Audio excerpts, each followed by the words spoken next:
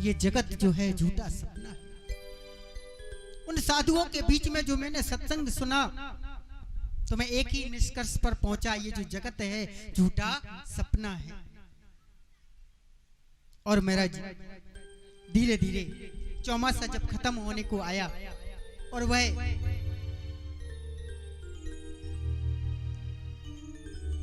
साधु संत जब जाने लगे तो मैं भी उनके पीछे पीछे दौड़ करके भागा। साधु संतों के मन में ऐसा भाव आया, अगर आज मैं इस बालक को ले गया तो संसारिक लोग क्या कहेंगे। एक तो इनकी मैया ने हमारी इतनी सेवा की, और महाराज जब जाने का समय आया तो मैं इनके बालक को साथ में ले जा रहा हूं, जो इनकी मैया के बुढ़ापे का सहारा है। और महाराज मैंने जब उनसे साथ जाने की जिद की तो वह साधु संत कहने लगे, बेटा एक काम करो, मैया की सेवा करो, और जब आपकी मैया भगवान के धाम को पधार जाए तब अब आप आकर के हमसे मिलना। और महाराज धीरे धीरे ऐसा सुंदर समय आया। एक दिन गौ दोहन बेला का समय था, मैं अपने मित्रों के साथ खेल रहा था। एक सखा दौड़ करके आया और आकर के कहने लगा, अरे मित्र, तुम्हारी मैया की सर्प के डसने से मृत्यु होगी। तो महाराज मेरी आंख से दो प्रकार के आंसू निकले, एक आंख से गर्म आंसू निकला और दूसरी आंख से ठंडा आंसू निकला। ऐसा इसलिए हुआ कि एक तरफ तो मन में खुशी है कि मेरे और भगवान के बीच में जो माँ बीच में आ रही थी वह रास्ता साफ हो गया, और दूसरी तरफ मन दुखी है। क्यों? क्योंकि आखिर माँ ही तो थी। और महाराज जैसे ही माँ पधारी और उन संतों के बताए हुए मार्ग पर मैं चला, श्री वृंदावन धाम पहुंचा और उन संतों से जाकर मिला, और संतों ने मुझे सुंदर एक मंत्र दिया। और मेरा यमुना में डुबकी लगा करके एक वृक्ष के नीचे बैठ करके मैंने उस मंत्र का जाप करना शुरू किया। और जैसे ही सृष्टि का प्रलय हुआ, मेरी मृत्यु हुई और पुनः मुझे जन्म मिला।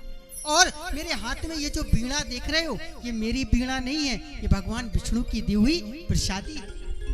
यदि आप संतों की शरण में जाओगे तो निश्चित एक ना एक दिन श्री हरि आपको दर्शन जरूर देंगे। प्रेम से बोलिए जय श्री राम।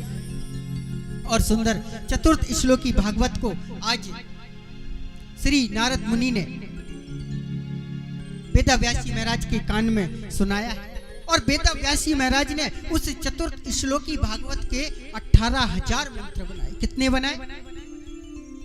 18,000। फिर मन में चिंता हुई कि मैंने कथा को तो लिख दिया, इस कथा को सबसे पहले मैं सुनाऊं किसको? इस कथा का सही मायने उत्तराधिकारी कौन है? ध्यान लगा करके महाराज ऐसा भाव आया कि सही मायने में इस कथा का कोई उत्तराधिकारी है तो मेरा बेटा सुख है। और सुख तो महाराज समाधिस्थ हैं, समाधि में बैठे हैं।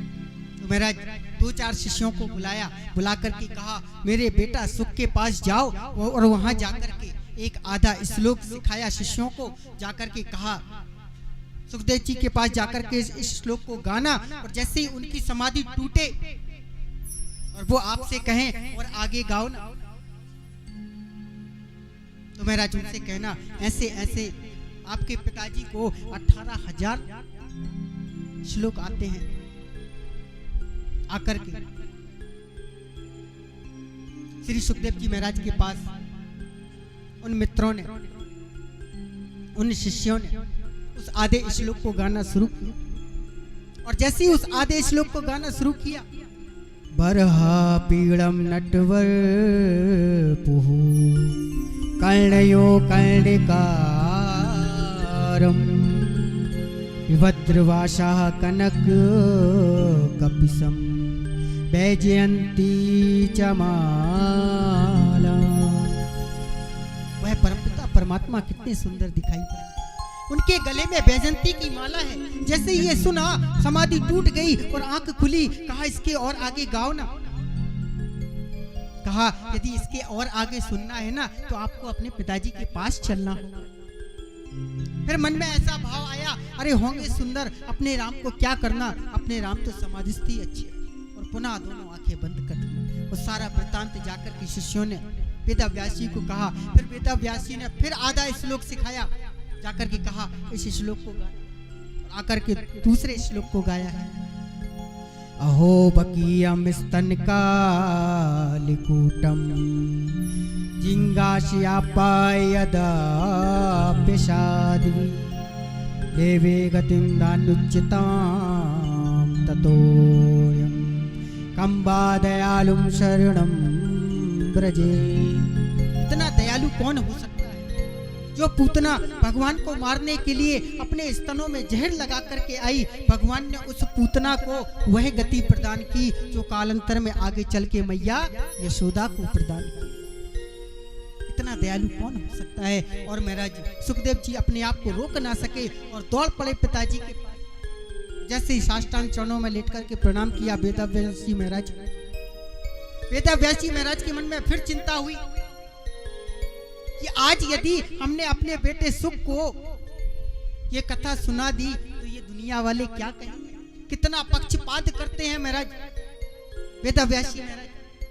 तो उन्होंने क्या किया, उन्होंने कहा बेटा यदि आपको कथा श्रवण करना है, इस मंत्र को श्रवण करना है, तो पहले आप महाराज जनक के पास जाओ और महाराज उनसे वेदांत पढ़िए। क्यों? क्योंकि महाराज यदि महाराज जनक कह दे कि श्री सुखदेव जी महाराज ने काम और क्रोध पर विजय प्राप्त कर ली, फिर दुनिया में कोई कुछ कहने वाला नहीं है। बड़े सदगृहस्थ संत हैं श्री जनक जी महाराज। और आज दौड़ पड़े महाराज जनक जी महाराज के द्वार पर। और जैसे ही जनक जी महाराज के द्वार पर पहुंचे और द्वारपालों से जाकर के कहा, द्वारपाल जाकर के अंदर गए और महाराज जनक से कहा कि वेदव्यास नंदन श्री सुखदेव जी महाराज आपसे मिलना चाहते हैं। जनक जी महाराज कहने लगे एक काम करो, 3 दिन और 3 रात्रि पर द्वार पर खड़े रहे। और जैसे 3 दिन और 3 रात्रि पूर्ण हुई, सैनिकों को जाकर के आदेश दिया सैनिकों को कि जाओ देख करके आओ कैसी आवाकांति दिखाई पड़ती है। और सैनिक गए, जाकर के देखा और वापस आकर के लौट करके कहा महाराज जनक से, जो आवाकांति जो चेहरे पर मुस्कुराहट प्रथम दिन थी वह आज भी है। और जनक जी महाराज ने कहा जन जन में ढिंढोरा पिटवा दिया जाए कि वेदव्यास नंदन श्री सुखदेव जी महाराज ने क्रोध पर विजय प्राप्त कर ली है। और साथ सम्मान उनको महाराज अंदर लाए गए और अंदर लाकर के अंतःपुर के दरवाजे पर बिठाया गया और हजारों लाखों अप्सराओं को बुलाया गया। और वह हजारों लाखों अप्सराएं आई और आकर के महाराज श्री सुखदेव जी महाराज का आलिंगन करने लगे। 3 दिन और 3 रात्रि व्यतीत हुए, लेकिन सुखदेव जी महाराज के ऊपर कोई फर्क नहीं पड़ा। और जैसे ही महाराज जनक जी आए और उन्होंने श्री सुखदेव जी महाराज का दर्शन किया, साष्टांग चरणों में लेट करके प्रणाम किया और कहा मुझे क्षमा करना गुरुदेव, मैं क्या आपको वेदांत पढ़ाऊंगा, आप तो खुद वेदांत के साक्षात हस्ताक्षर हो। और महाराज ढिंढोरा पिटवा दिया गया। वेदव्यास नंदन श्री सुखदेव जी महाराज ने काम और क्रोध पर विजय श्री प्राप्त कर।